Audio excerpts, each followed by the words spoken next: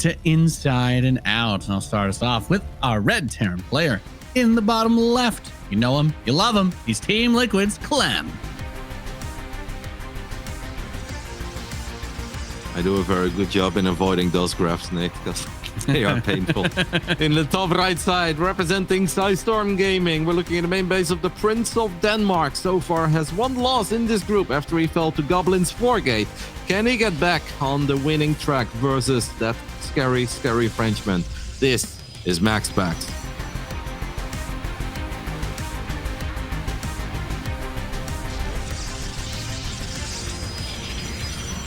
And TVP, we've had a lot of fun conversations about this particular matchup over the course of NA and EU. This season of DreamHack, we've been seeing a lot of the double gas, little Reaper Hellion pokes, all that sort of thing. But for this game, Clem is just going to go for that early, like unfinished depot, just block scouting. And sometimes that can be something just to throw the Protoss off. Sometimes you're hiding something. But usually you just want to make the Protoss think, what on earth could I be doing in my base? Yep, I like it. And I don't know if you care about fun facts on the early morning, but Clem actually reached out to Rainer a little over an hour ago, and he's like, hey man, can you play a couple TVPs with me? So Clem has been getting ready for MaxPax while duking it out with Rainer's Protoss, which I thought was kind of funny. As Clem is going for a quick factory, but it's weird though, right, Nate? Because he indeed did go for that super quick wall off. If you're MaxPax here, you definitely like, little sus. Should I respect it? Should I overreact? Should I underreact?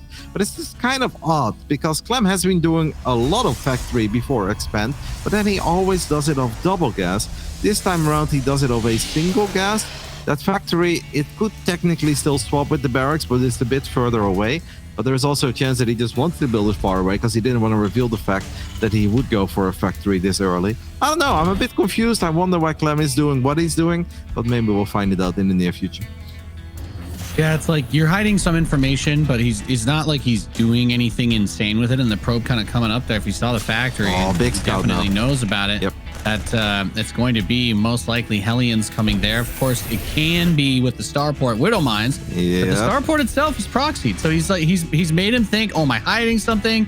And now MaxPax thinking to himself, I actually should look for that, and he's going to path directly into it. It's a pretty That's big crazy because his rally point was actually on the high ground first, Nate, but now he's going to go on the low ground. The Hellion drop is a build that Clem likes to do once every best of 5, and sometimes even once every best of 3. This probe is actually going to get lucky by the looks of it.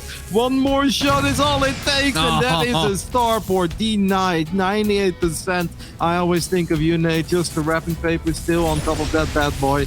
We have one more SCV coming out though, so he will be able to finish it. But this is still A, really awkward for Clem, and B, just proper annoying because now it's all delayed. It's going to hit later, and MaxPax will be more than ready. Yeah, it's like you buy something, a new toy, and then there's just that little white slip of paper you got to pull out so that it can actually connect the terminals to the battery and work. But otherwise, it's done.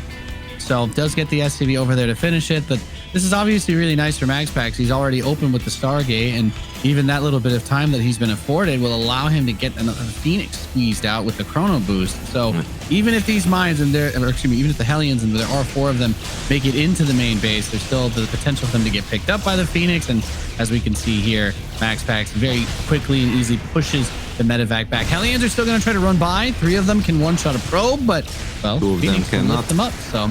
Yep. 3 of them can one-shot a probe, 2 of them cannot. If they fire one more time, both of them at those 2 probes on the left side, they would have actually been able to get some damage on there. But MaxPax with an absolutely picture-perfect defense. The only thing that he's lost so far are 2 probes in this entire game. Phoenixes are now on the hunt. These Widow Mines could still complicate things, because don't forget, Nate, because of that battery, the probes are a little bit more clumped up in the main base than they should. So no matter how great of a start this is for MaxPax, it can all still come crumbling down if these 2 mines manage to take out 8 probes, which is very possible if the Pax is not paying attention. And so far, he isn't. Oh, first mine's coming down. Probes are now on the run. The ones on the gas could get a big shot off onto. He's going to pull that one back. Second one going for the reburrow again. And he's just he's retargeting between 2 probes to delay the shot as much as humanly possible. Yep, he still doesn't know. MaxPax, you gotta stop mining gas, mate. Clem is so good in this kind of stuff, eh? In the end, the mine does fire, as MaxPax did pull the pros, but this is so cool to see. I really think Clem is the best in the business when it comes to retargeting mines, because that is a mine drop that almost, by the way, got a very good shot up. That's why I was losing it, because MaxPax was pulling the probe that was being targeted towards the other pack of probes, but in the end, the lock-on broke.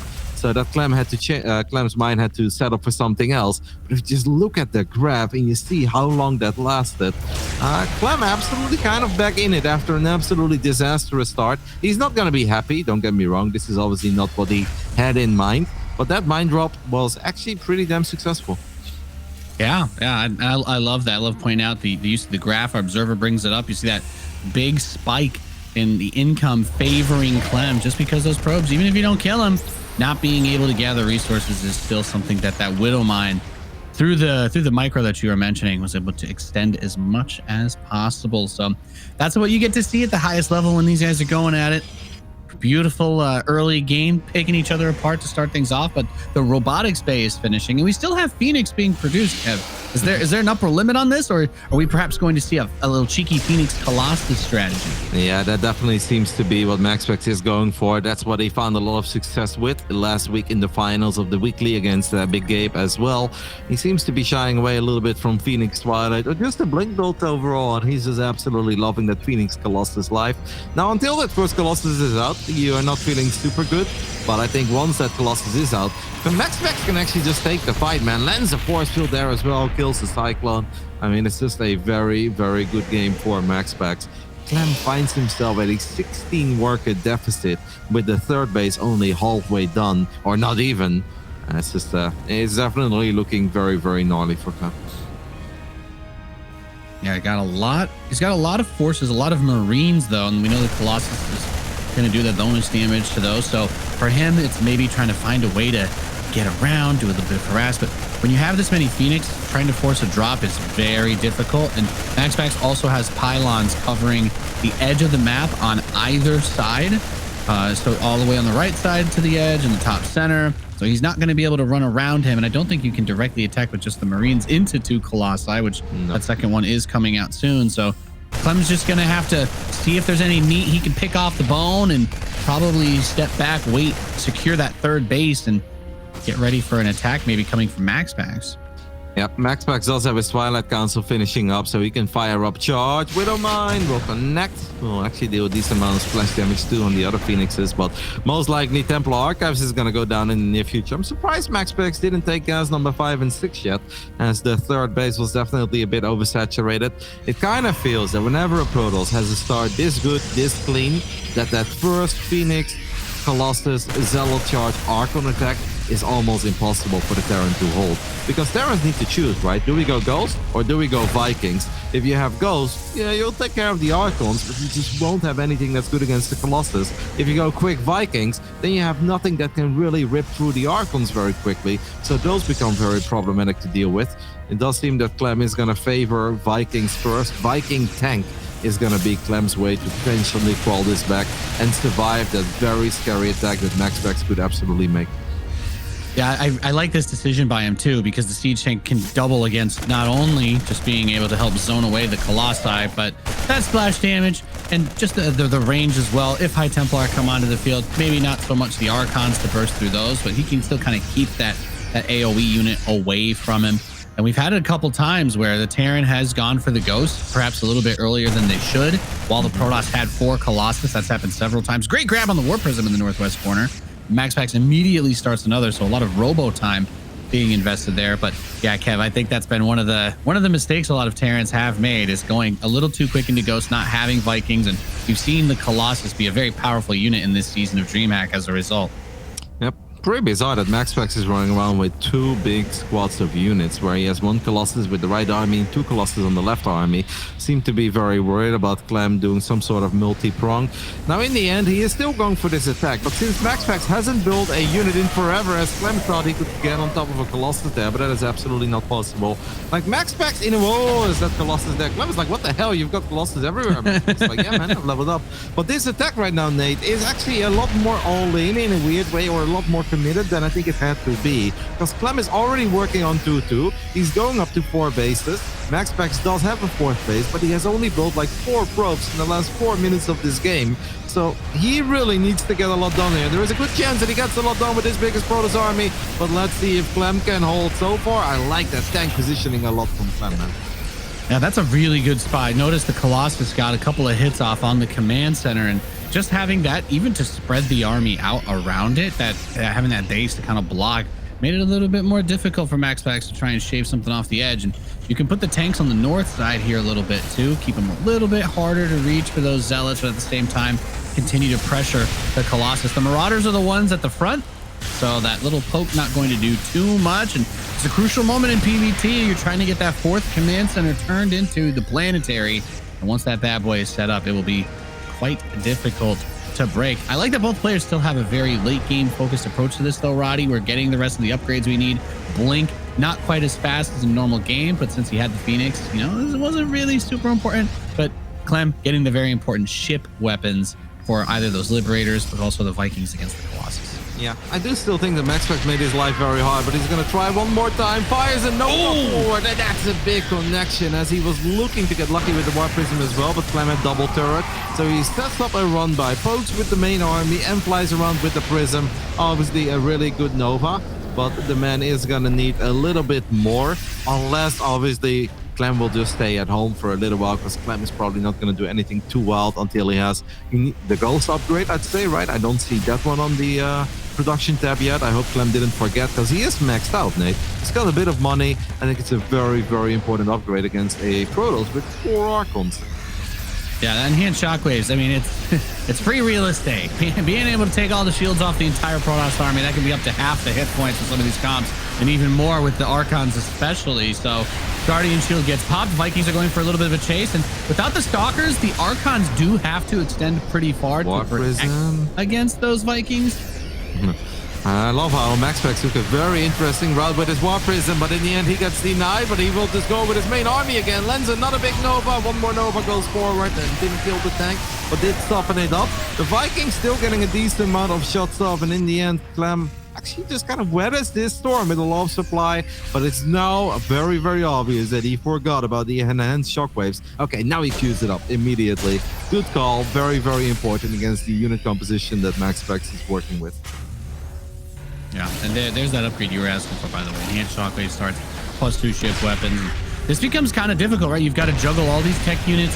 You're trying to make sure that for Terran, you want to land the EMPs, you want to have the Vikings kind of do that zoning against the Colossus without exposing themselves. And for MaxPax, now you've got to juggle the High Templar as well, or excuse me, you got to juggle the Disruptors as well as those Colossi. I wasn't sure if we were going to see him go into Storm, but he's still not doing that. But we do have Shadow Stride for the DTs, so we might see a little planetary sniping going down later on. Yeah, he likes that a lot more, and once he has double robots, one tank is very exposed. MaxPax poking with his army, tries to get lucky with one more Nova. Could have gone for a few Marauders there. In the end, settles for the tank, does still grab a Marauder, grabs a couple of Marines towards the end as well. I mean, this is actually just shaping up to be a lovely macro game, where Clem is honestly working with a very powerful army. MaxPax needs to be careful. He doesn't overcommit, but if you land Novas like that, there is no such thing as overcommitting.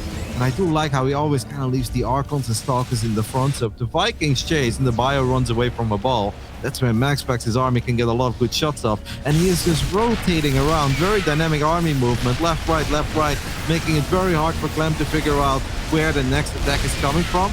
He does lose his final Colossus, Nate, but once he kills the Vikings, he can always go back into Colossus.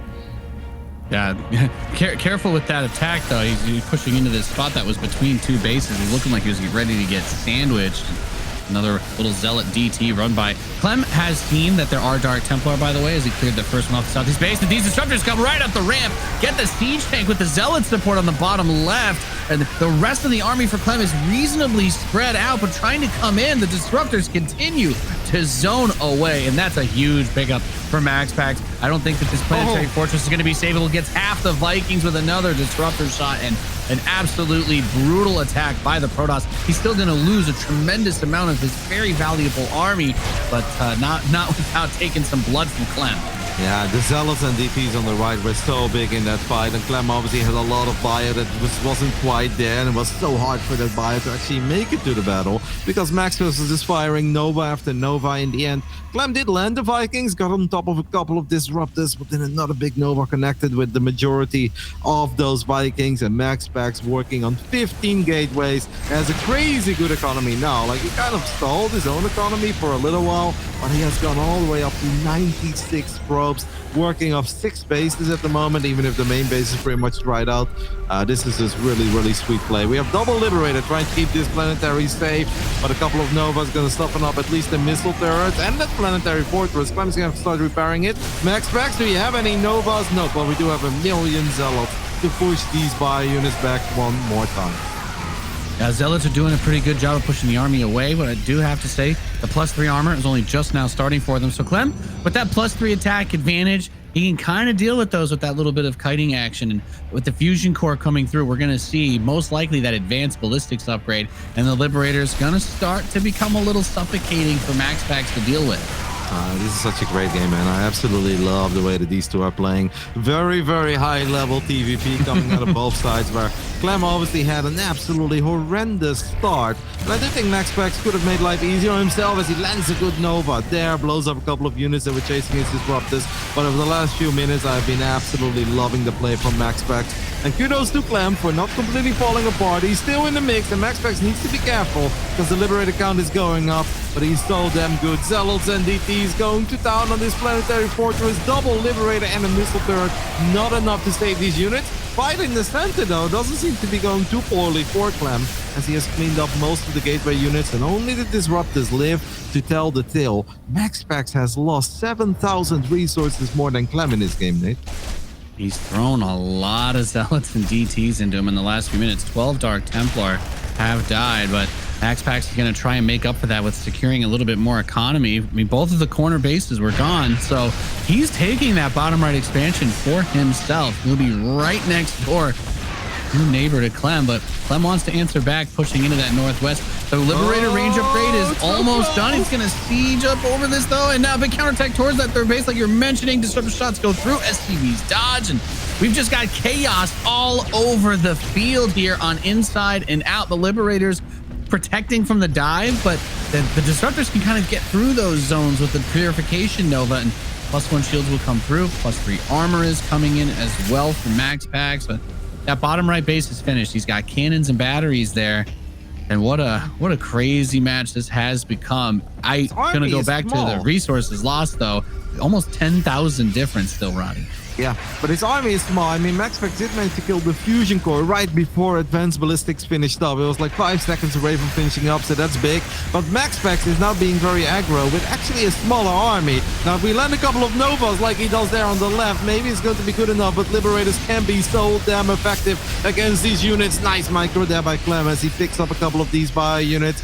And I'm starting to worry a lot here for MaxPax, because he is nowhere near maxing out. His economy is not as good as it was before. He doesn't have any money in the bank, and he's down 40 army supply at most moments. And the army that he does have is not quite an invincible army. It's mostly Zealot, Stalker, Disruptor.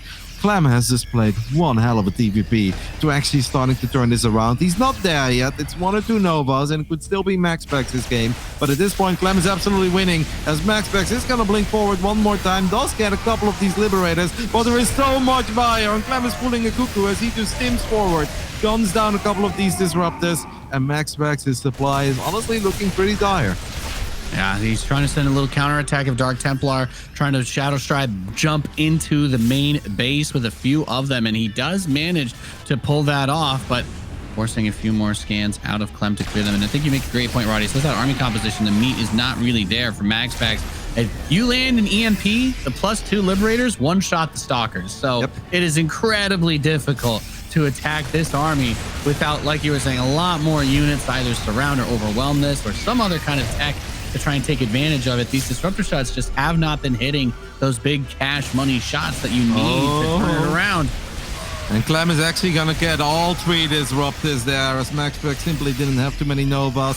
does have a bit of money. Clem throws down a scan in the bottom right side, and he sees that MaxPax is mining up that base, but he's going to make sure there is a proper amount of justice coming out of these liberators. And I don't think MaxPax can defend this base, but if we lose this base, then we really don't have a whole lot left. So he is going to try. He's going to recall as well, Nate. Well, good luck with that. Liberators are already sieged up. This could very well be the end. Even if MaxPax is coming in from the top left, and this is not Clem's entire army, this is not a very beautiful trade for MaxPax at all so far.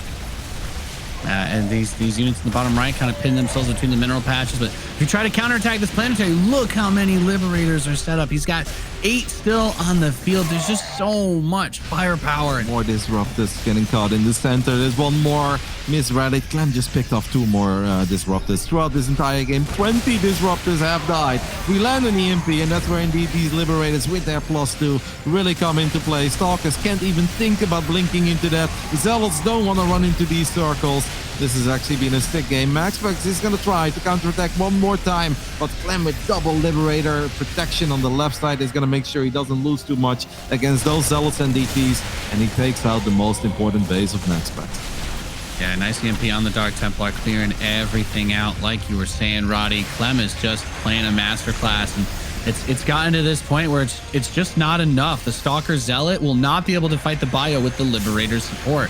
It's just too much damage. He needs the disruptors to make the key plays, but 2 more of them get popped.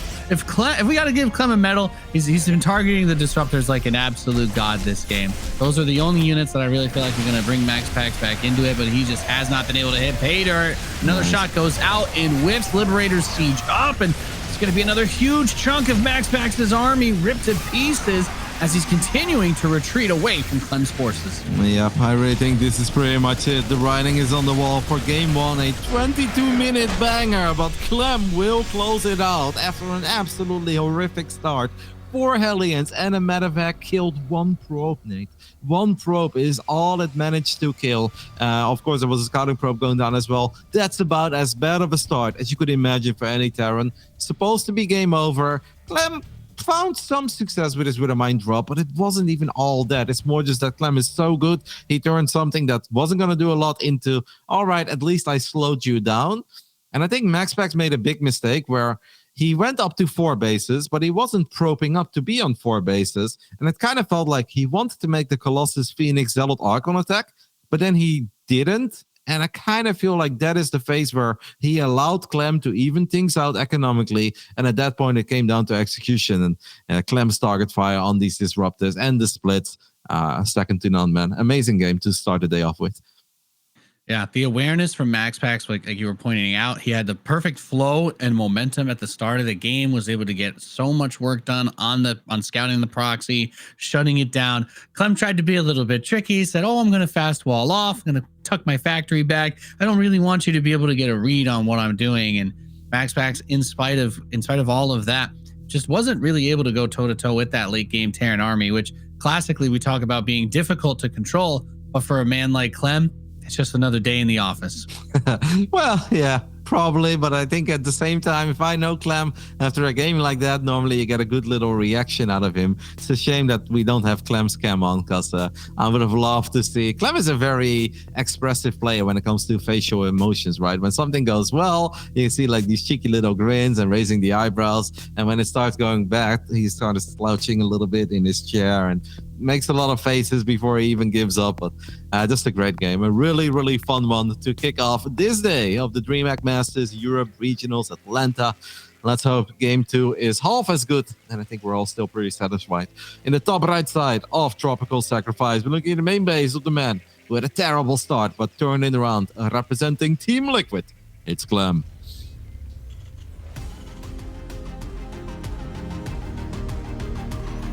He faces off against the blue Protoss player. Here in the bottom left, we have MaxPax. Repping a cheeky size storm gaming. What if we already peaked for the entire day, Nate, in this first game? We peaked in game 1. Oh, I'd like this game just becomes like some sort of kind of crappy proxy. He just MaxPax like misclicks, cancels his first pylon on accident, just GG's. That'd be bad luck. It'd be bad luck to end the week like that. You know, I mean, I know we have more matches tomorrow and Sunday, but Friday is for the bangers, and maybe you know what? I'm gonna shut up because he is proxying him now, so I don't know what's gonna happen anymore. Yeah, what kind of proxy do you think that will be, Nate? I'm taking a look. It feels like Marauder. Yeah, I think you would do, because this looks a lot like what would be like the classic 2 racks kind of rush against Protoss, where you maybe build 1 Marine back home and then a reactor just to keep the probe away, and then you build the tech lab out on the map and you get a concussive shell. Which if the Protoss doesn't rush out a lot of units, then it could be very tough to stop that, especially if he tries to build a bunker in MaxPax's base. Yeah, and MaxPax is obviously a guy that likes to shade his first adept to the other side of the map and likes to get a bit of scouting information in that way, and then it can become extra painful if the Marauders do start showing up in your natural. If you have no battery there, Marauders are an absolute nightmare to deal with.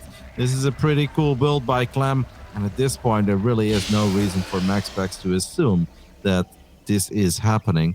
Unless he's like, probe showed up at a weird moment, or the SCV rather, but I don't think that's the case. And if this first adept does shade to the other side of the map, Nate, this is going to get really, really awkward, man. I've been here before. I don't like it. If I don't have a battery ready, I really don't like this kind of stuff. And then there's the other side too, where you're thinking about, well, if it was a stalker, the Marauder would be really good against it, but Marauders do just fine against the depths too, even defensively. So typically the Protoss has to kind of end up pulling probes against this unless Clem really blows the control. So it's going to get tricky, to say the least. And that adept, like you were talking about, is going across. So I'm just wondering, when the SCV goes in, do we get the bunker? Is that going to be able to finish? Because those Marauders are not something to be trifled with. Concussive shell will keep even the adept from getting away if it doesn't cast the shade before it gets tagged. Yep. 2 Marauders with concussive shells are going to make their way into the natural. MaxPax is fighting the Marines on the other side of the map, and he's like, hey, this is going well, but there is a reason why it's going well, and that's because Clem was obviously trying to pull this one off, and MaxPax really is in a lot of trouble. The probes will get 2-shotted by these Marauders. This is just painful, man. Obviously by 2 of them. This is already a lot of work has fallen. The adepts, they stand no chance at all. The batteries, well, they're like 60-70% done. But this is not a very pleasant situation to be in at all. And even that 1 Stalker, Nate, 1 Stalker stands no chance against 2 full HP Marauders. Is this just kind of it?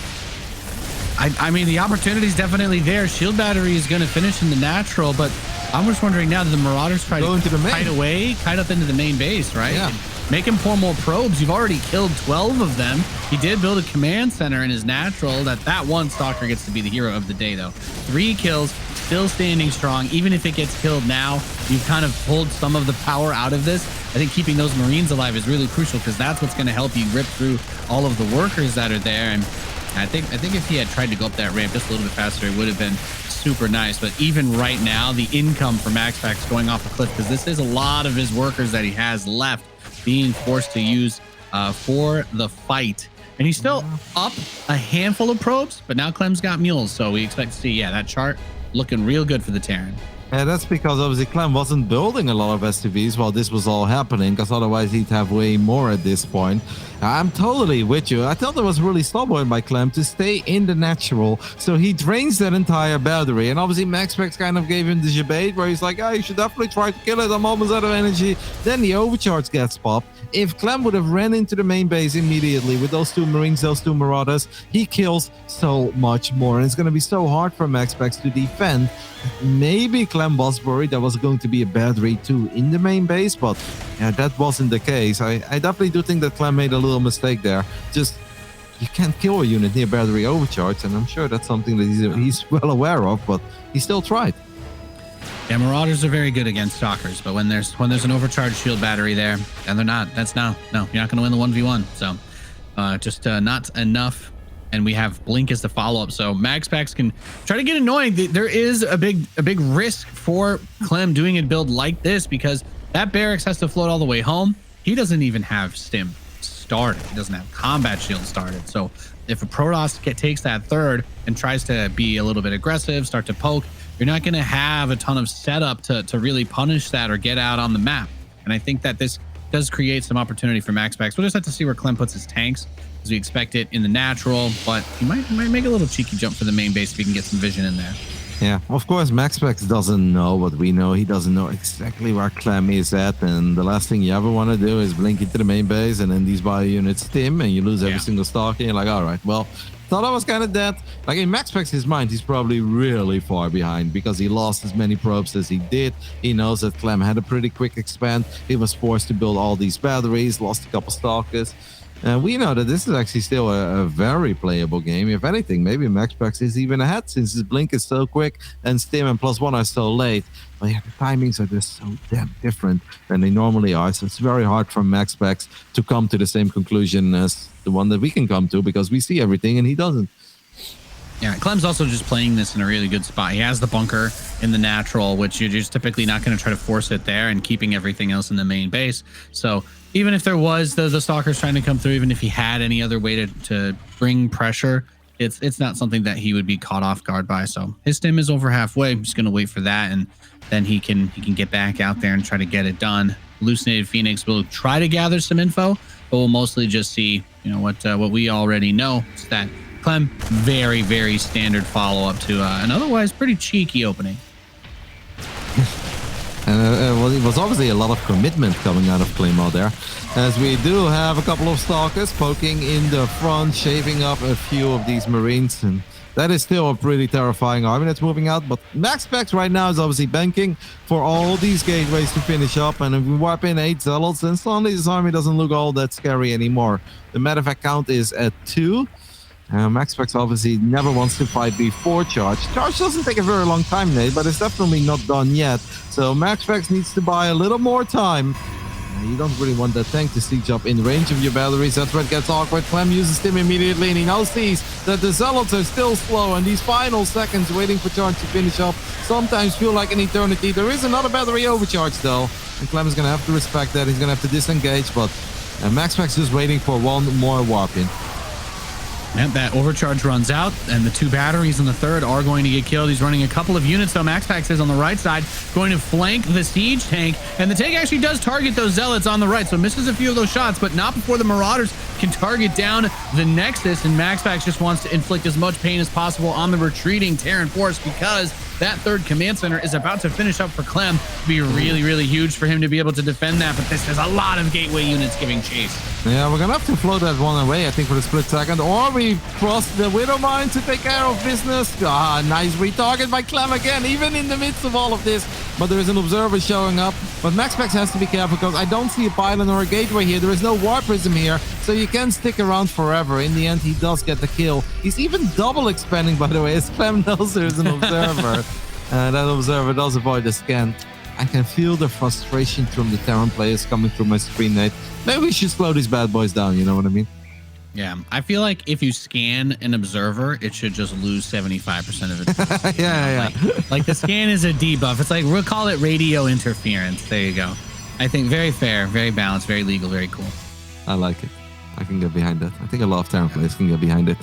So MaxPax, his idea, after obviously having still a nice little worker lead, but losing that Nexus, is to just go for the double expand. And that honestly could have been terrifying if MaxPax did have a prism. Because since he was chasing that army down, he was picking up Marine after Marauder after Marine, and he was really starting to find himself in a great spot. But if you can't reinforce, this is a pretty big map, so eventually he was forced to disengage.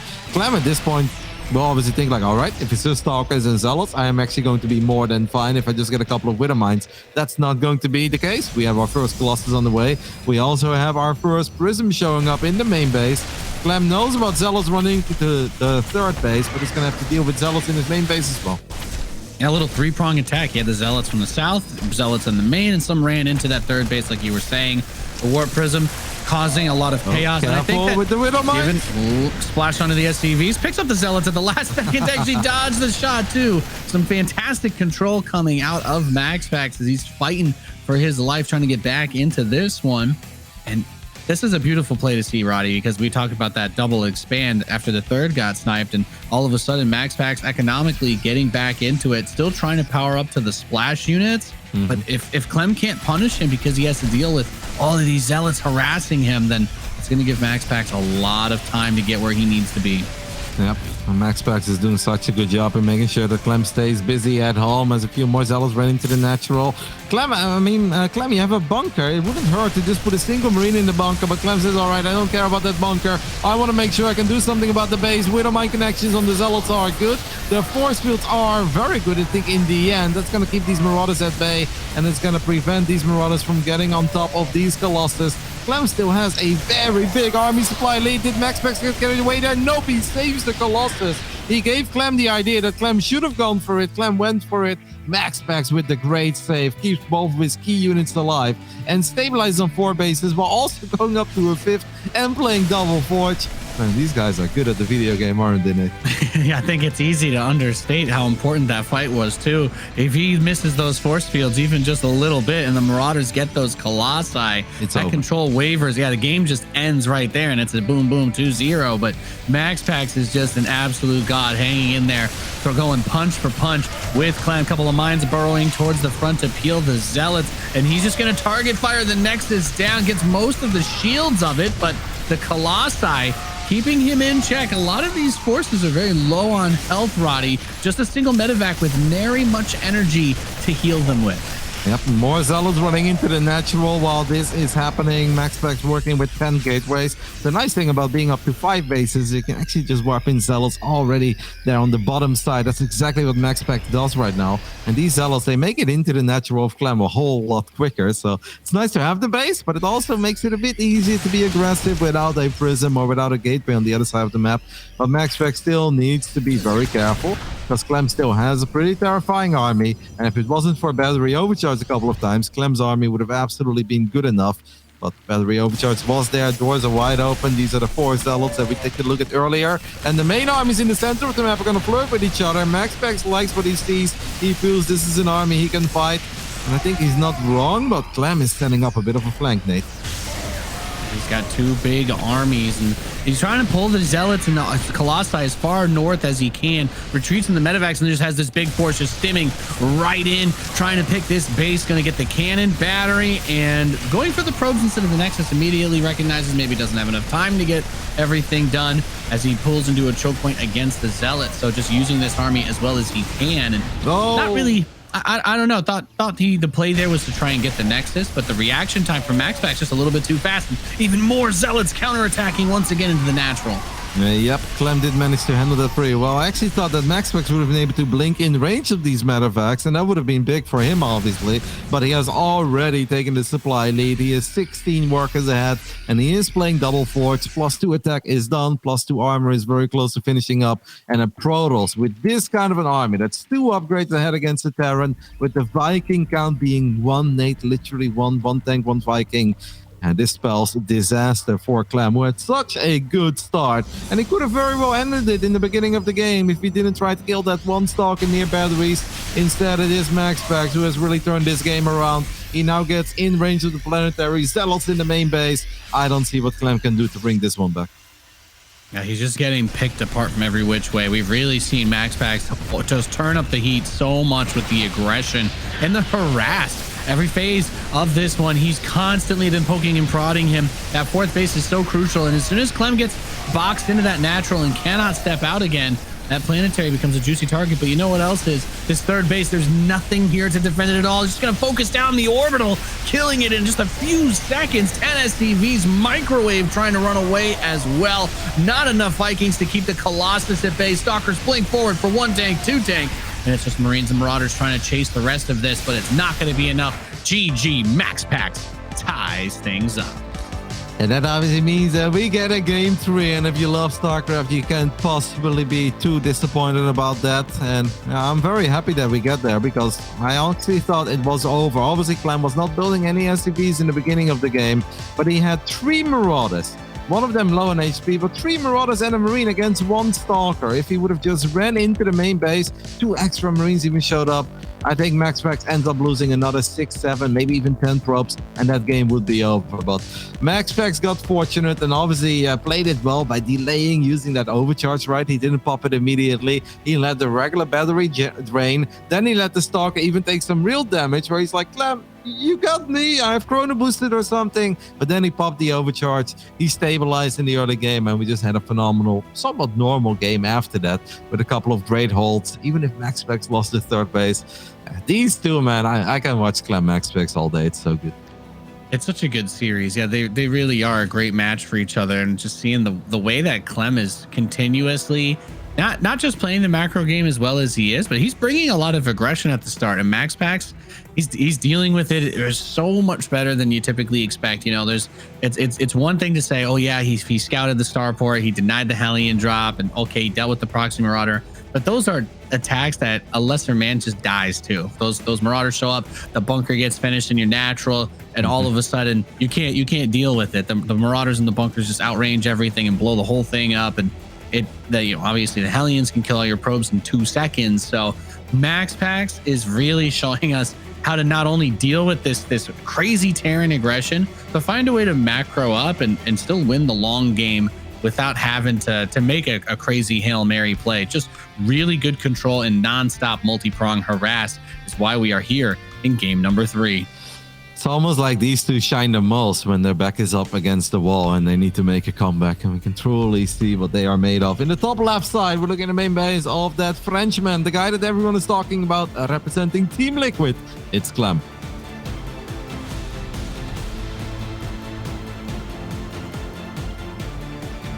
And his opponent, spawning in the southeast as the blue Protoss player representing Psystorm Gaming, he is MaxPax.